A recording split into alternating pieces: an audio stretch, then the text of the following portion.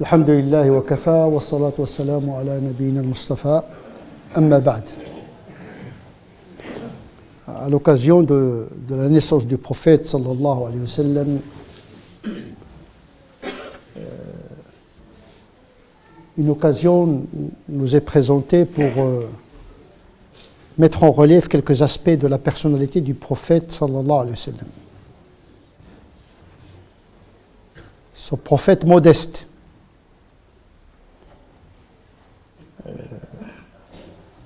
parmi les signes de sa modestie, c'est que il n'a pas instauré le rite de la naissance du prophète comme une fête religieuse. Les musulmans, ils ont deux fêtes religieuses, le sacrifice et la rupture du mois de Ramadan. Le prophète a fait tout pour ne pas que les musulmans le croient une divinité incarnée. Il disait à ses compagnons, ne faites pas l'erreur des chrétiens qui ont idolâtré leur prophète.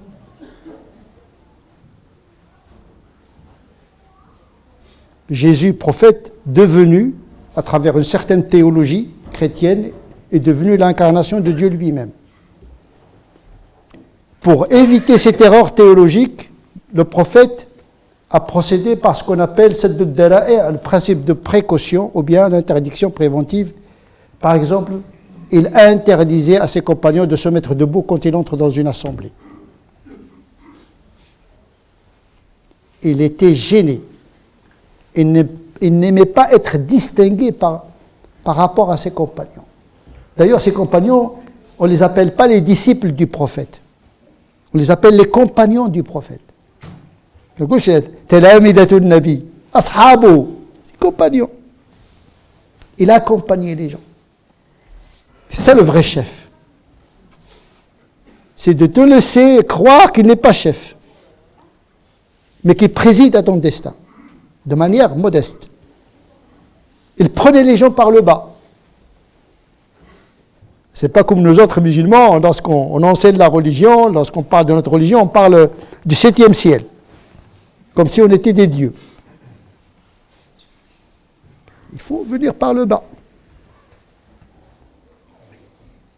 C'est ce que faisait le prophète sallallahu alayhi wa sallam avec ses compagnons et avec les non-croyants aussi. La personne du prophète sallallahu alayhi wa sallam est singulière de par la concentration de deux dimensions qui sont intriquées. La première dimension, c'est la dimension visible, perceptible, physique et biologique, anthropologique, humaine. Le prophète est d'abord un homme. Et quand on dit Mohammed sallallahu alayhi wa sallam est un homme, ça sous-entend beaucoup de choses. Il dort comme tout le monde. Ça lui arrive d'être fatigué, d'être triste, d'être heureux, d'être joyeux.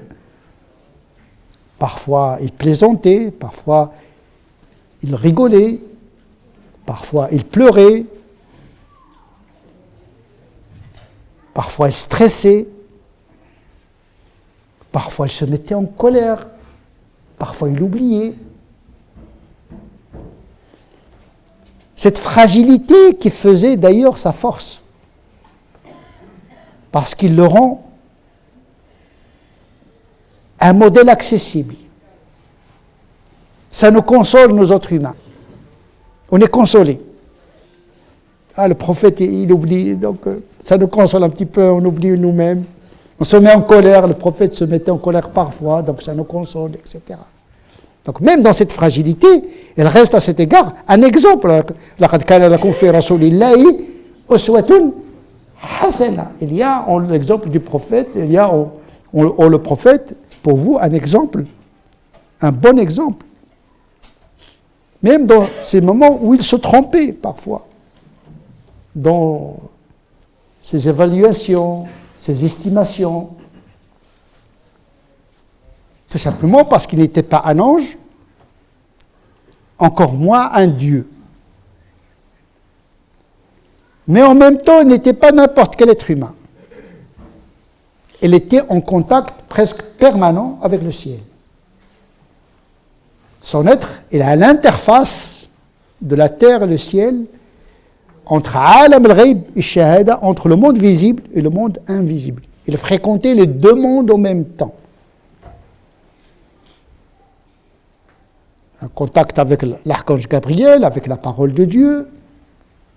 Il voyait parfois ce que les êtres humains ne voyaient pas, de par la transparence de son âme. Parce qu'il est capable de réduire l'impact du corps pour faire émanciper son âme. Le prophète est le lieu de la rencontre du monde perceptible et le monde imperceptible.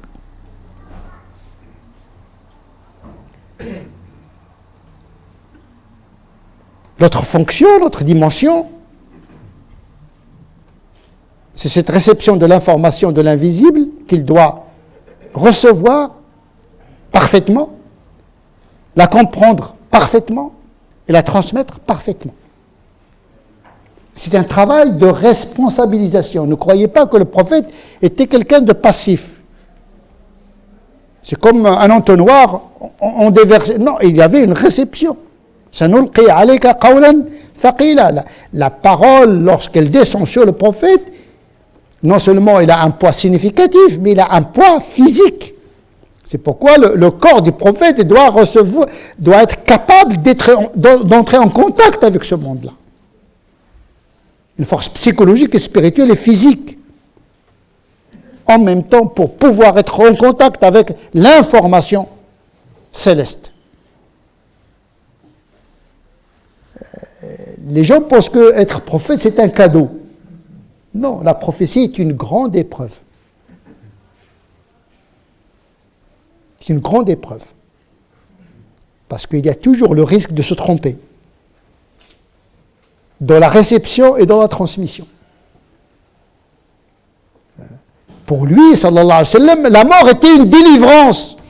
Lorsqu'il avait le choix de rester en vie ou bien de partir, il a dit, j'ai choisi de partir vers mon Seigneur. Et donc la prophétie, c'est un statut, je dirais, pénible, éprouvant, psychologiquement, spirituellement, moralement, existentiellement parlant. Lisez bien le Coran. Et vous allez voir que les prophètes n'avaient pas la vie facile. Épreuve après épreuve. Il n'y a pas de repos ni de répit. Ils doivent toujours garder leur esprit vigilant, une attention permanente, une attention à l'information qui va descendre, mais également l'attention à l'environnement. En plus, le prophète avait une famille, avait un corps, il doit gérer tout cela en même temps. Il y a une mystique de la prophétie qu'il faudrait appréhender a priori. Donc, dans le prophète se concentrait deux dimensions, la dimension humaine, naturelle, et la dimension prophétique qui exige de sa part la transmission intégrale de la révélation. En plus de la transmission de la révélation, il a la charge de l'enseigner. Bon, il ne suffit pas de transmettre le Coran, il dit voilà, je vous ai transmis le Coran, c'est-à-dire, voilà, mais le balar ici dans le Coran suppose l'explicitation. Ce n'est pas la narration. La preuve, c'est que yatlu alayhim ayatihi wa yuzakkihim wa yu'allimuhumul kitab. Donc le Coran explique le Coran. La transmission signifie également la narration et l'enseignement du contenu de la narration, c'est-à-dire de riwaya. Kana rawi lil wahi. C'est pour cette raison que le prophète est l'exemple des coranistes, le Qurra et des muhaddiths. C'est l'exemple du narrateur par excellence. Il maîtrisait intellectuellement, il était moralement intègre, l'honnêteté et l'intelligence. Les deux critères pour être qari lil-Qur'an ou muhaddith. Et donc le prophète, il reste l'exemple de tous les coranistes qui transmettent les variantes, ou le qira'at, ilm al-qira'at, la science des variantes du Coran, et la science de la transmission du hadith. Tout narrateur dans les deux domaines doit avoir la même éthique prophétique dans la réception et la transmission de l'information révélée. Narrateur, mais également un enseignant. Faqih, muhaddith, donc il interprète. Il ne se contente pas uniquement de... Parfois il interprète de manière juste, et là le Coran l'approuve, et parfois il se trompe dans son ijtihad, et le Coran le rectifie parce qu'il n'est pas infaillible par lui-même, il est infaillibilisé par la révélation. Donc c'est un statut qui est réservé au prophète, parce que les savants après le prophète sallallahu alayhi wa sallam n'avaient pas de révélation pour les rectifier, donc on ne peut pas savoir si le savant a dit vrai ou s'est trompé. Par contre, le prophète, ce qu'il nous dit, c'est sûr que c'est vrai tant que le Coran ne l'a pas rectifié. Et donc, la vie du prophète est chargée physiquement, intellectuellement, spirituellement, moralement. C'est une vie très chargée, très dense. Il n'y a pas de vacances,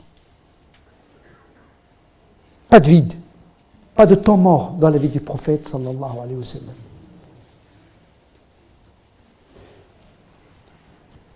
Pour connaître sa vie et sa personnalité, nous avons 3 références. La première référence, c'est le Coran lui-même, c'est-à-dire Dieu lui-même. C'est Dieu qui nous parle de son prophète. Donc c'est une information qui vient du ciel, qui nous informe sur le prophète sallallahu alayhi wa sallam. Ce n'est pas une information qui vient de Abu Bakr, ni de Omar, ni de Uthman, ni des compagnons, ni de Ibn Hisham, ni de Ibn Ishaq, ni les biographes du prophète. Non, c'est une information qui vient de celui qui l'a envoyé et qui le connaît plus que tout autre. Et lisez bien le Coran, vous allez voir beaucoup de passages qui parlent du prophète, de manière directe ou indirecte. Donc la première source de la connaissance de la valeur de notre prophète se trouve dans le Coran. La première référence de la sira, c'est le Coran lui-même. Il le décrit de manière magnifique, puisqu'il le qualifie d'une morale irréprochable. Wa innaka la'ala khuluqin azim. Tu as les qualités les meilleures. C'est une médaille. C'est pas une médaille du président de la République, mais c'est une médaille d'Allah subhanahu wa ta'ala. Donc c'est une signature divine sur la qualité du prophète sallallahu alayhi wa sallam. Puisque le prophète lui-même il est venu pour parfaire la morale. Donc il doit l'incarner. Et là, nous avons la preuve que, véritablement, le prophète a incarné les plus hautes sphères de la morale. Khuluq azim.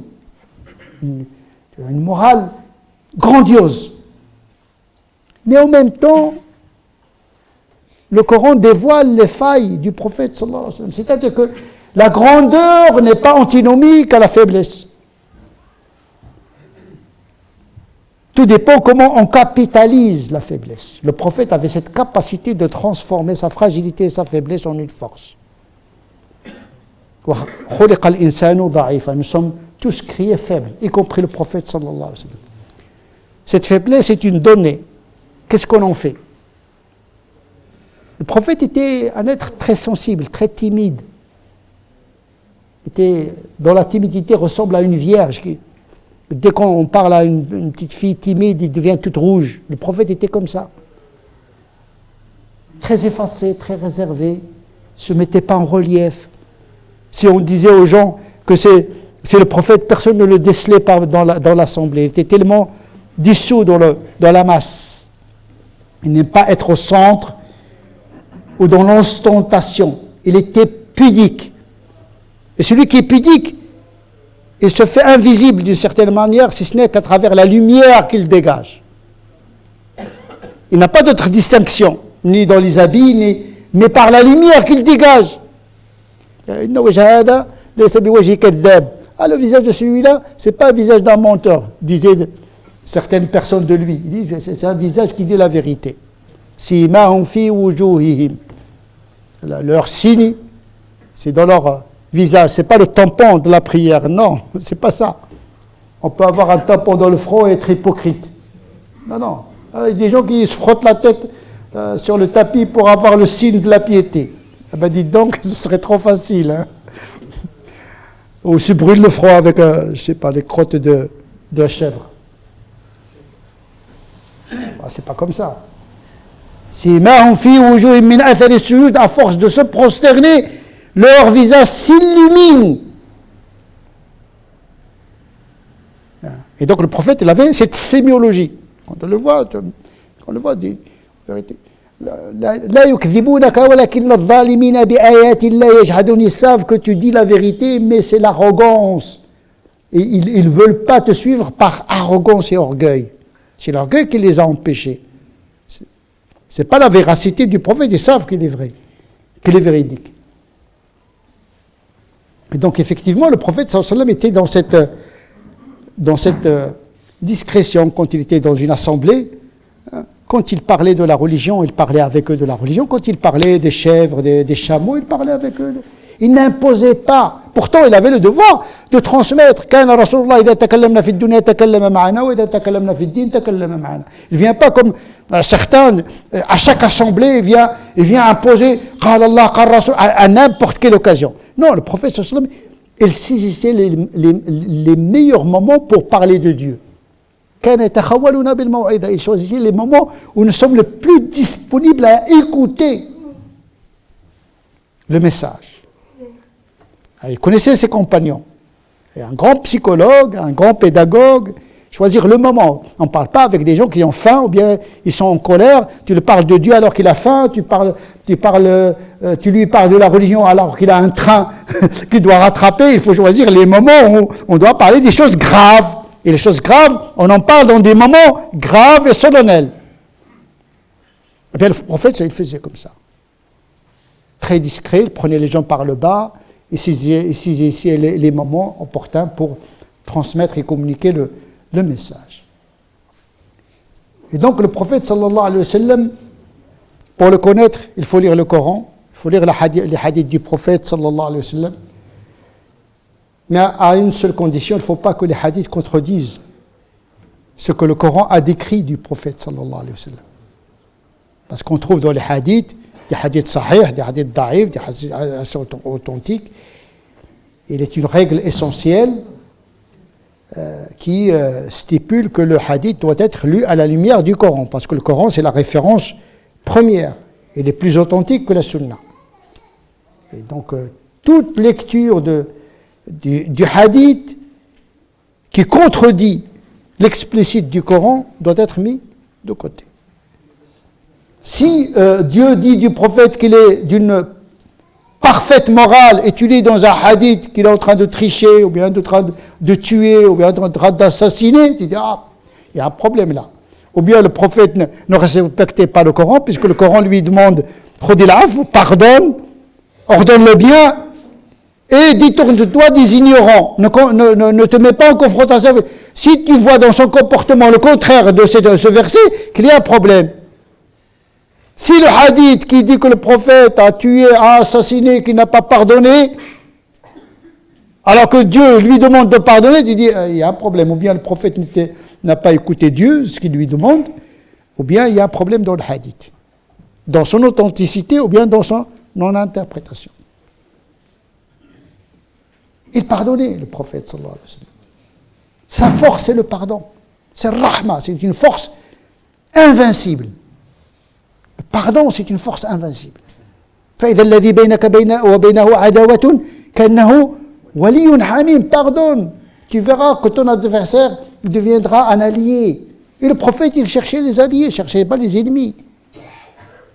Parce qu'il cherchait à rendre Dieu accessible à toute l'humanité. Il ne veut pas éloigner les gens de Dieu. Donc il fait tout pour les rapprocher. Donc il oubliait sa personne. Pourquoi il va se venger pour sa personne au dépens de cette démarche de réconciliation entre l'humain et le divin? Nous avons des hadiths, par exemple, où il autorise On rapporte que, que le prophète a autorisé d'assassiner une femme parce qu'il faisait des satires, il l'offensait à travers sa poésie. On trouve ça dans les ouvrages de Sira, etc. On trouve également dans les hadiths tels que le Bukhari et Muslim où le prophète aurait autorisé de tuer quelqu'un qui l'offensait. C'est en pleine contradiction avec le pardon du prophète, même dans les hadiths. Puisque le prophète a pardonné même à celle qui a voulu l'assassiner, qui l'a empoisonné. Il lui a pardonné. Il a pardonné à ceux qui ont tué son oncle et qui ont causé la mort de l'une de ses filles. Il leur a dit, partez, vous êtes libres. Comment ces hadiths-là, ils contredisent non seulement le Coran, mais plusieurs autres hadiths du prophète sallallahu alayhi wa sallam. Attention, l'information, elle peut tuer. Il y a des gens qui ont tué des gens à cause de ce hadith-là, Charlie Hebdo, etc. Ils ont pris la fatwa d'Ibn Taymiyyah, de Subki, etc., qui était une fatwa du Moyen-Âge. Alors que d'autres savants ne voient pas cette sanction pour celui qui insulte le prophète, tel que Abu Hanifa, Sufyan al-Thawri, d'autres savants qui ne considèrent pas le fait d'insulter le prophète mérite la peine capitale. Parce que c'est contraire à la personne du prophète, sallallahu alayhi wa sallam. Alors que celui qui insulte Dieu, lui, il ne tombe sous le coup d'aucune peine. Enfin, voilà la contradiction d'un ensemble de fuqaha. Celui qui insulte Dieu, on le laisse tranquille, et celui qui insulte le prophète, on le zigouille. Et à un moment donné, il y a un vrai problème. Est-ce que cela rendrait le prophète heureux de voir des gens en train de tuer d'autres personnes parce que ces personnes-là ont insulté le prophète, alors que le prophète sallallahu alayhi wa sallam a pardonné à tout le monde? À un moment donné, il faut une bonne lecture des prophètes. Lire le prophète, c'est comme lire le Coran, parce que sans le prophète, il n'y a pas de Coran. Le Coran est illisible sans le prophète, et le prophète est illisible sans le Coran. Puisque Dieu il a choisi d'envoyer un livre et un homme. Il faut une lecture de réconciliation entre ce qu'il y a dans le livre et la personne du prophète, sallallahu alayhi wa sallam. Donc la première référence, pour connaître vraiment les mystères et la qualité du prophète, sallallahu alayhi wa sallam, c'est méditer sur les passages du Coran qui traitent plus ou moins directement de la personne du prophète, sallallahu alayhi wa sallam, puis les hadiths, et puis en troisième lieu, le sira. Et dans les sira, il y a à boire et à manger, il y a des choses qui sont vraies, il y a des choses qui sont fausses. D'ailleurs, on appelle sira le maghazi, les conquêtes. Alors, le prophète, le maghazi, il a donné naissance au lieu razia. La razia, ça vient de maghazi. Il fait les razia. Donc, dans l'Occident, le prophète faisait des razia. Mais ce mot, il est venu des musulmans eux-mêmes, qui qualifient que la vie du prophète était un ensemble, une succession de razia, le maghazi. Alors que le prophète, il a été attaqué, il n'a attaqué personne, il s'est défendu tout simplement. Il n'a pas besoin de force pour transmettre la vérité vraie n'a pas besoin de force, elle s'impose par elle-même. Comme dit le verset, La ikraha fi din, il n'y a point de contrainte en matière de religion. Laqad tabayyana ar-rushdu min al-ghayy, la vérité est éclatante et il se distingue désormais de l'égarement et du mensonge. Et donc une vérité n'a pas besoin de s'imposer. Toutes les vérités qui sont imposées par l'épée ont fini par être répugnées. Le communisme, toutes les idéologies, le communisme, toutes les idéologies, il n'y a que les vérités qui ont été acceptées librement et volontairement par la conscience humaine. Il n'y a pas plus grand que la conscience humaine. C'est la liberté de la conscience. C'est un dogme. فَمَنْ شَاءَ فَلْيُؤْمِنْ وَمَنْ شَاءَ فَلْيَكْفُرْ. Celui qui veut croire qu'il croit, celui qui ne veut pas croire qu'il ne croit pas. Même vos enfants, quand vous leur enseignez la prière, mais une prière sous la contrainte n'est pas une prière valable. Il peut insulter Dieu dans la prière. Pourquoi tu le pousses à insulter Dieu? Pourquoi tu pousses ton fils à être hypocrite? L'islam ne veut pas d'hypocrites, il veut des gens sincères qui adhèrent librement à cette vérité. Tu fais un pistolet dans la tempe de ton fils, ou bien allez, tu vas me faire la prière. Oui, je vais faire la prière, mais c'est pas pour Dieu, je vais la faire pour moi. Donc à quoi ça sert? Hein? Et le prophète, lui, son champ, c'est la conquête des cœurs. C'est la conquête des esprits, pas la conquête des territoires, de la géographie, le pouvoir. Le prophète a refusé d'être un roi. Dans un hadith, il a dit, je ne suis pas un roi, je suis l'envoyé et le serviteur de Dieu. Ce n'est pas le chef d'État, c'est l'histoire ça. Il s'est trouvé à Médine en train de gérer une cité, mais ce n'est pas dans sa fonction prophétique. Sa fonction prophétique, c'est transmettre et enseigner. Yatlu alayhim ayati, transmettre les versets, la révélation, éduquer les gens, leur enseigner le livre et la sagesse. C'est ça sa fonction. État ou pas État, chef ou pas chef, ça ce sont des choses qui relèvent de la providence, de l'histoire. Mais notre histoire n'est pas notre code. On n'a pas à reproduire l'histoire.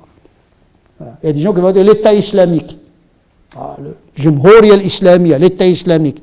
Quand tu cherches, tu ne trouves pas d'islam. Que de l'arnaque, depuis le politique jusqu'à l'économique. Il y a l'économie islamique. Quelle économie islamique? Il n'y a que de l'arnaque, la triche, etc. Parce qu'il n'y a pas la morale là-dedans. À quoi ça sert d'avoir un système attribué à l'islam où la morale, qui est le fond du message du prophète, c'est l'akhlaq. C'est pas la loi. C'est pas la loi. C'est la morale. Le droit, c'est pas la morale. Vous pouvez être dans la légalité, mais pas dans la moralité. Le fiqh, halal, haram, ça c'est un aspect, mais le plus important de la charia, c'est l'akhlaq. C'est pas l'ahkam shar'iyya. Parce que tu peux utiliser une loi canonique dans le sens de tuer, de voler, etc. C'est l'usage que tu en fais de la loi. Et donc la justice, il est plus dans le cœur du croyant que dans le texte lui-même. نسأل الله عز وجل أن يجعلنا الذين يستمعون القول فيتبعون أحسنه أولئك الذين هداهم الله أولئك هم أولو الألباب اللهم اهدنا فيمن هديت وعافنا فيمن عافيت وتولنا فيمن توليت وبارك لنا فيما أعطيت وقنا واصرف عنا شر ما قضيت فإنك تقضي ولا يقضى عليك وأنه لا يذل من واليت ولا يعز من عاديت تبارك ربنا وتعاليت اللهم صل على سيدنا محمد وعلى آل سيدنا محمد كما صليت على سيدنا إبراهيم وعلى آل سيدنا إبراهيم وبارك على سيدنا محمد وعلى آل سيدنا محمد كما باركت على سيدنا إبراهيم وعلى آل سيدنا إبراهيم في العالمين إنك حميد مجيد سبحان ربك رب العزة عما يصفون وسلام على المرسلين والحمد لله رب العالمين.